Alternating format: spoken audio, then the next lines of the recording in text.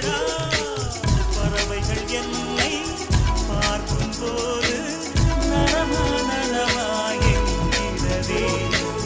முட்டுகள் மெல்ல திறக்கும் போது